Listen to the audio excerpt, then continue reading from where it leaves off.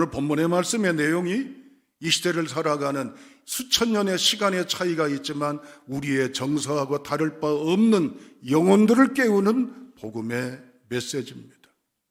오늘 에베소서입니다. 에베소 교회 보낸 편지예요. 당시에 이 에베소라고 하는 지역은 인구 20만에서 25만 정도 되는 이제는 도시입니다. 요즘 우리 인구 규모로 생각하면 안 돼요. 그 당시에 20만에서 25만이면 대도시입니다. 소아시아라는 주, 쉽게 말하면 소아시아 도의 수도가 에베소입니다. 해양국가예요. 무역의 동서양의 무역이 교차하는 기점입니다. 그러니까 무역이니까 상업이 발달했죠. 돈이 오가니까 어때요? 금융업이 발달했어요. 무역이 발달하니까 간해수공업이라든지 여러 제조업들이 발달했어요. 그러다 보니 교육하기에 좋고 문화예술이나 여러 부분에도 휘황찬란하고 삐까번쩍하고 이제는 풍성한 곳이, 거기다가 아데미 신상이라든지 그리스 로마의 위대한 이제는 우상들이 가득한 종교에 있어서도 융성한 곳입니다. 그런데 거기에 휘황찬란하고 번듯하고 모두가 이제는 부자로 든든하고 살아가는 이 시대에 밑바닥에서 허덕이며 살아간 사람들이 있어요. 누굴까요? 집에서 이젠 사람이지만 짐승만도 못한 종처럼 취급받는 가정노예, 또한 이제는 여러 가지 가게에서 시중 들고 허드렛 일하는 상업노예, 또 여러 가지 이제는 신전에서 청소하고 기둥 닦고 허드렛 일하는 버려진 신전노예, 부두의 하역 노동자들, 이런저런 밑바닥에 살아가는 근근히 살아가는 노예들이 있어요. 이름으로도 불려지지 않아요. 야자 상욕은 물론이고 인권 탄압이나 폭력이나 폭압이나 봉급을 착취당하고 임금도 못 받아요. 불행 속에 헉헉헉 하루를 살아간다는 게 정말 마지못해 살아가는 이 힘겨운 하루를 살아가는 주 대상들이 있었습니다. 그게 누구일까요? 에베소 교인들이에요. 그들이 예배당에 모였어요. 예배당에 모이면 환희가 넘치고 기쁨이 넘치고 행복이 가득하고 그리스도를 통해서 자기들이 살아가는 이 지긋지긋하고 눈물나고 힘겨운 인생사를 뒤집어 엎는 놀라운 행복의 감동이 그들 마음속에 가득해 할 거 아니에요. 그런데 무거워요, 찡그려요, 슬퍼요, 탄식이 가득하고 패배감, 좌절감, 상처의식, 이런 것들이 에베소 교인들이 꽉 쪄들어 있어요.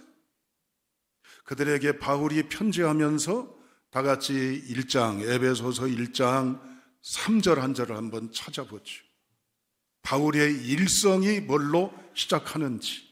에베소 1장 3절입니다. 시작.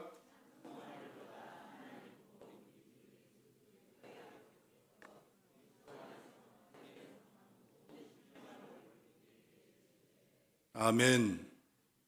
뭘로 시작합니까? 행복한 여러분, 복된 여러분. 편지 시작을 이것부터 시작해요. 본 내용이. 아니, 이들이 지금 행복합니까? 돈벌이나 직업이나 인권이나 모든 것들이 밑바닥 속에서 지옥같이 마지못해 숨만 헐떡헐떡하며 살아가는 이들에게 당신들은 행복합니다 라고 선언하면 인사말이야 그럴싸치더라도 이 실감이 나요? 그런데 실감나지 않는 위대한 선언을 바울이 얘기하고 있습니다. 여러분은 하늘에 속한 모든 신령한 복을 가진 사람들입니다. 복덩이란 얘기예요. 복돌이 복순이란 얘기예요. 이게 공감이 돼요? 노예로 그냥 하루하루 지내는 게 너무 힘든데 지쳐서 예배당에 나와서 한이 되고 원통이 되어 있는데 그들이 쪄들어 있는 어둡고 음습한 그들에게 당신들은 복받은 사람들입니다 라고 말한들 이 가슴이 울리며 공감이 되겠냔 말이에요. 바울이 이들을 깨우치는 거예요. 당신들의 배로 이런 상황, 이런 여건, 이런 환경에 놓였을지라도 잊지 마시오. 당신들은 싸구려 인생이 아니요, 실패된 인생이 아니요, 저주받은 인생이 아니고 밑바닥에 뒹구는 버려진 인생이 아니라 우리 정체를 알아야 합니다.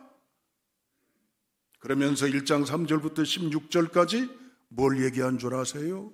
우리는 복받은 사람입니다. 하나님으로부터 택함받은 사람입니다. 하나님의 자녀가 된 사람입니다. 우리를 구원하시려고 예수님을 통해 구원해 준 존재입니다. 우리는 비밀의 사람들입니다. 하나님이 우리를 보장해 주시는 분입니다. 1장 17절부터 16절부터 23절까지 바울의 기도에도 이런 기도가 나와요. 저들이 이것을 기억했으면 좋겠습니다. 하나님, 저들이 이것을 알고 비록 밑바닥에 처참한 지옥 같은 상황이라도 우뚝 서서 나는 행복해, 나는 소망이 있어, 나는 나아갈 수 있어 라고 선언하는 행복자가 되기를 원합니다. 그러면서 2장에 접어들면서 어떻게 말합니까? 우리 정체를 얘기해요. 우리는 알면서도 안 해. 안 해야 되는 걸 해. 이미 죽은 송장 같은 존재요. 그럼에도 불구하고 오늘 성경 말씀은 뭐라고 얘기합니까?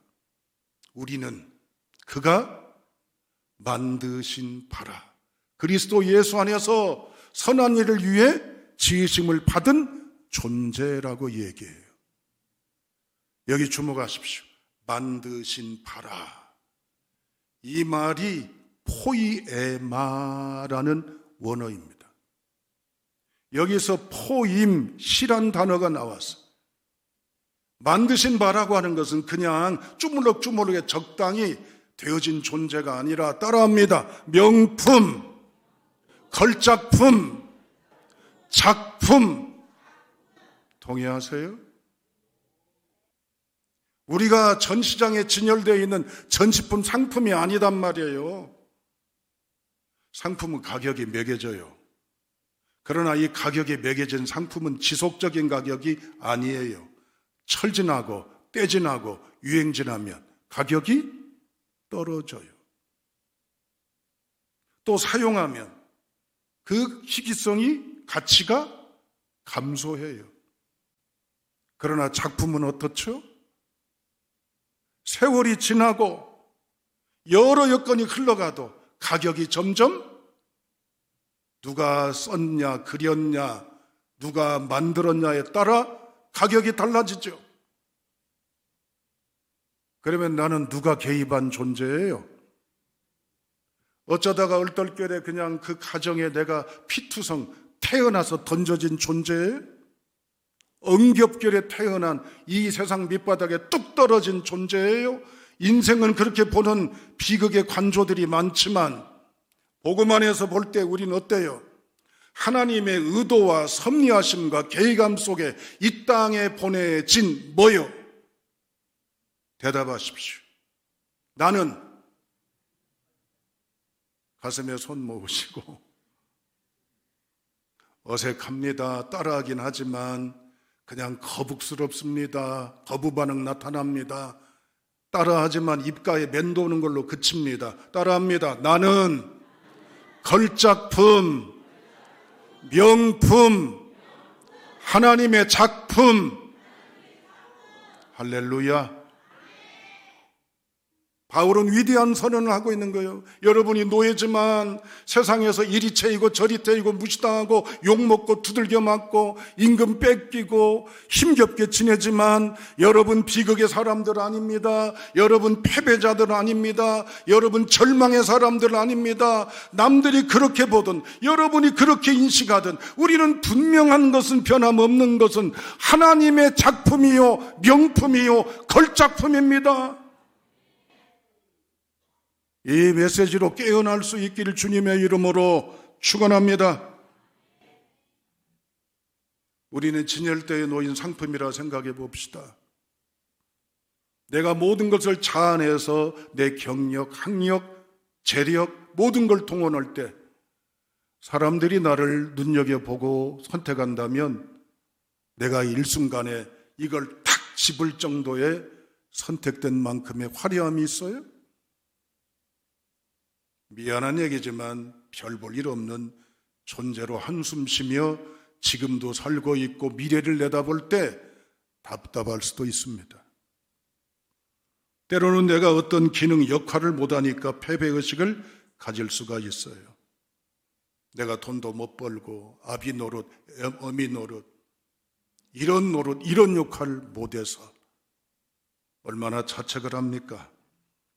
때로는 유통기한이라는 세상적인 여건의 포로가 될 수도 있어요. 내가 병들어서 쓸모없지요. 나이 들어서 쓸모없지요. 장애라서 쓸모없지요. 못나서 쓸모없지요. 그러면서 얼마나 그 낙인의 포로로 묶여 삽니까?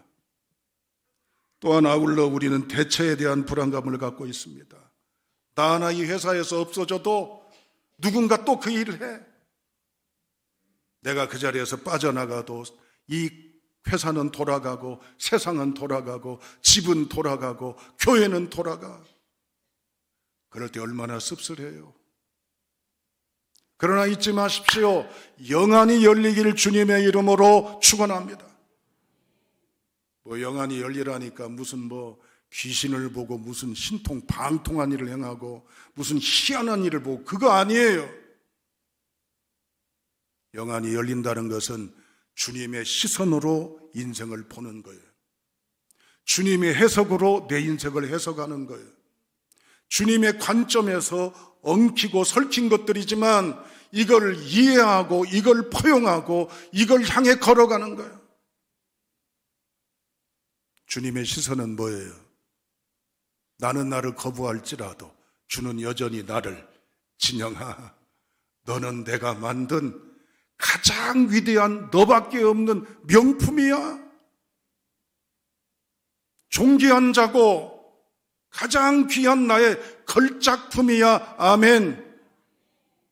여러분, 우리는 상품이 아니에요. 하나님이 유일하게 나를 만드신 하나님의 의도가 있는 작품임을 기억하시길 주님의 이름으로 축복합니다. 내게는 예수 보혈의 사인이 있잖아요. 만든 사람의, 그린 사람의 이름, 글씨 쓴 사람의 이름, 제조자의 이름, 내 안에 있는 그리스도 예수를 바라보고 비록 어려운 삶과 여건에 포로되어 있지만 새해가 밝았습니다. 새해가 이제 11일째 걸음을 걷고 있어요. 여전히 그런데 우리는 낙인이 찍혀가지고 아직도 그 굴레에서 헉헉거리고 자유롭지 못한 채 질질 끌려다니다시피 폐잔병처럼 축 처진 걸음으로 걸어간다면 원하지 않는 바예요. 깨어나셔서 말씀으로 부흥이 뭐예요? 다시 일어나는 게 부흥이요. 다시 살아나는 게 부활이요. 말씀으로 살아날 수 있기를 축복합니다. 두 번째, 오늘 본문 말씀 다시 한번 읽어보시죠. 우리는 주님이 만드신 명품이에요. 그런데 이 명품은 어때요? 전시용으로? 보관용으로? 쓰시겠다고요? 뭐 하시겠다고 그랬습니까, 여러분? 그리스도 예수 안에서 무슨 일을 위해서? 선한 일을 위해서 지으셨다고 말씀하셔요. 여기 선하다고 하는 것은 하나님이 의도하신 대로 하는 거예요. 하나님이 바라신 대로 반응하는 거예요. 하나님이 뜻하신 바대로 나아가는 그 일이란 말이에요. 노예들에게 말합니다, 바울이. 여러분이 부두 노동자로 일한다 할지라도, 여러분이 집안에서 허드렛 일, 가정부처럼 이제는 불임을 당하고 어려움을 당하며 일한다 할지라도, 여러분이 성전에서 청소하고 보잘것없는 여건에서 일한다 할지라도 그곳에서 하나님의 위대한 통로로, 위대한 모습으로, 위대한 역할로 살아가시오. 그게 하나님의 복음 안에 주시는 메시지예요. 어제 우리 토요일 새벽에 역대상 4장 9절 10절 말씀을 함께 상고한 거 기억나시죠? 포로에서 돌아온 이스라엘 백성들이 본 유대 땅은요, 이건 지옥이에요. 이 처참한 폐허 실패 속에서 다시 일어나는 건 정말 희박한 일이에요. 그런데 거기서 일어나서 우뚝 선 한 인물이 있어요. 그게 누굽니까? 야베스였어요. 야베스의 이름의 뜻이 뭘까요? 고통, 괴로움, 아픔입니다. 야베스는 복 있는 사람이 됐어요. 야베스의 기도를 여러분 아시죠? 야베스가 뭡니까? 복을 주시려거든 복 받고 싶다는 얘기입니다.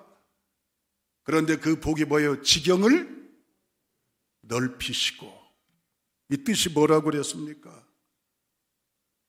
내가 달새방에 살던 월세방에 살던 내가 전세방으로 더 넓어지게 해주시고, 전세방에 살던 내가 내 집을 갖게 해주시고, 이제는 내 땅도 갖게 해주시고, 걸어다녔던 내가 내 차도 갖게 해주시고, 아무것도 걸치지 못한 내가 금은 보석을 갖게 해주고, 그거예요? 아니에요. 내 지역을 지경을 넓혀달라는 얘기는 뭡니까? 따라합니다. 어디서든지 유익한 사람, 축복의 통로, 선한 영향을 끼치는 사람, 그렇게 살게 해달라고 기도한 거예요.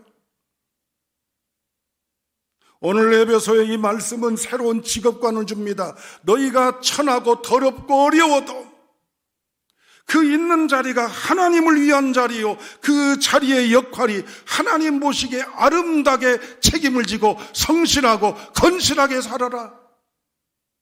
비록 너희가 노예일지라도 포갑한 주인을 만나고 착취당하고 인권 유린을 당한다 할지라도 묵묵하게 말없이 그 자리에서 성실한 하나님의 청지기로 살아가라. 전에 말씀드렸습니다. 서울대학교에서 세계사의 흐름, 이 기술의 발달, 문화의 발달을 연구하던 중에 깜짝 놀라는 보고서를 냈다고 그랬잖아요. 기억나시죠? 세계사의 흐름 속에 이 기술 발달, 인간의 두뇌 뛰어남도 있지만 그 이면에 공헌자가 있습니다. 그게 누굽니까? 크리스찬들입니다. 그들은 막노동하고 구두를 깁고 짐승을 기르고 치고 여러 가지를 만들고 밑바닥 속에 살아가지만, 노예들은 허드렛 일 하는 사람들은 대충 눈치 보고 요령 피고 적당히 하지만 유독 별종들이 있어요. 그 별종이 누구예요? 예수 믿는 사람들이에요. 거기서 맡은 허드렛 일을 눕게 하듯 한 거예요. 누구에게? 죽게 하듯 한 거예요. 누구는 의식하고 한 거예요? 주인 눈? 감독자의 눈? 아니요. 하나님 눈 의식하고 한 거예요. 안 알아줘도 어려워도 성실하게 건실하게 한 거예요. 이게 기술사의 발달에 이면에 있는 기독교인들의 직업관, 귀한 소명의 의식인 거예요. 사랑하는 여러분, 또다시 일주일 동안 일터로 내일부터 나가십니다. 아니, 오늘부터 일터에 계실 수도 있어요. 시끄러운 공장의 소음 속에서 파묻혀서 여러분 한켠에 기계를 만지는 소모품처럼 여러분 살아갈 수도 있습니다. 농사 짓기도 하고 짐승을 기르기도 하고 어부로 역할도 하고 막노동판에 나가서 정해진 일정에 일하면서 하루 일당을 겨우 받아 살아가는 존재일 수도 있어요. 그러나 어떤 직종에 있든 무슨 일을 하든 따라합니다. 하나님을 위한 일이요, 하나님 눈앞의 일입니다. 할렐루야. 이 의식을 선언하고 있어요. 당신들은 걸작품이고 명품이고 유일한 하나님의 작품이니 작품답게 명품답게 주어진 상황 여건에서 하나님 눈앞에 의롭게 향기롭게 덕있게 아름답게 사역하시오. 오늘 바울은 우리에게 이렇게 선언하고 있습니다. 1월 둘째 주를 맞이하신 여러분, 하나님의 은혜 안에 이 말씀의 소명으로 일어날 수 있기를 주님의 이름으로 축복합니다. 우린 장식장에 놓여있는 전시적인 인물들이 아닙니다. 나가서 악기로 소리를 내야 됩니다. 로마서 6장 13절에 우리에게 선택지를 바울은 로마교회에게 말하며 우리에게도 말합니다. 너희를 불의의 무기로 병기로 드리지 말고 의의 무기 병기로 드리라고 얘기합니다. 여기 무기는 영어로 인스트루먼트입니다. 군인들의 무기란 말이에요. 그러나 또 다른 단어가 있습니다. 뭐죠? 악기. 하나님 우리에게 말씀하셔요. 진영아, 너 일주일 동안 내가 너를 연주할게. 너는 내 악기가 되어다 오라고 말씀하십니다. 동일하게 하나님이 여러분들에게 프로포즈 하십니다. 아무개야, 네 직장에서 내가 너를 연주하면 안 돼? 내가 마음껏 너를 연주하도록 네 시간을, 너의 역할을, 너의 가치를 나에게 달라고 말씀하셔요. 이에 대해서 아멘하며 공부하는 학생, 일터에 있는 직업인, 사업하는 사람, 곳곳에 있는 하나님의 명품의 성도로 살아갈 수 있길 주님의 이름으로 축원합니다. 자, 이제 결단합니다. 가슴에 손 모으세요. 안 하셔도 됩니다. 그러나 하실 수 있는 분은 모으십시다. 따라합니다. 나는 실패자가 아니다. 하나님의 작품이다. 하나님의 명품이다. 하나님의 걸작품이다. 아멘. 그러고 시작하세요. 한숨이 나올 때마다, 습관적으로 나도 모르게 후련하고 한탄스러움이 나올 때마다 끄집어다가 거기다가 집어넣으세요. 뭐라고요? 나는 하나님의 작품이다. 외치시길 주님의 이름으로 축복합니다. 두 번째, 내가 나를 그렇게 했으니 이제는 누군가에게 이 메시지를 전해야 할 거 아니에요? 여러분 자식들에게 어떤 언어를 주로 많이 쓰는 어버이입니까? 아이고 못 살아 언제 정신 차릴래, 철들래, 숙제했냐 하실래요? 그런다고 자식 안 바뀌어요. 어떻게? 속은 썩지만 연기하라는 것이 아니라 말한 대로 됩니다. 이렇게 선포하십시오. 아들아, 딸아, 너가 내 자식이라 나는 너무 행복하다. 아빠는, 엄마는 너희들의 이 모습을 보며 살아가는 게 진정한 하나님 안의 행복이다. 이번엔 대상을 바꿔요. 아내가 남편에게, 이제 남편이 아내에게 이 앞에 있어요. 뭐라고 말하실래? 아이고 저 원수를 만나가지고 못 살아, 내가 사는 게 아니야 하실래요? 어떻게? 자, 여러분 지나가시다가 아파트 경비원이 있어요. 청소하는 분이 있어요. 뭐라고 하십니까? 그냥 지나가지요? 아니면 수고하세요라고 외마디 말로 끝나지요? 뭐라고 하실랍니까? 그도 하나님의 작품이라면 아무개님이 헌신해 주셔서 깨끗하게 우리 아파트를 써서 감사합니다. 아멘. 이러한 따뜻한 말 한마디 아무것도 아닌 것 같아도 이게 내 삶에 보내시는 선한 일의 첫걸음이요 출발입니다. 주의 말씀은 내 발에, 내 길에, 아멘. 기도하십니다.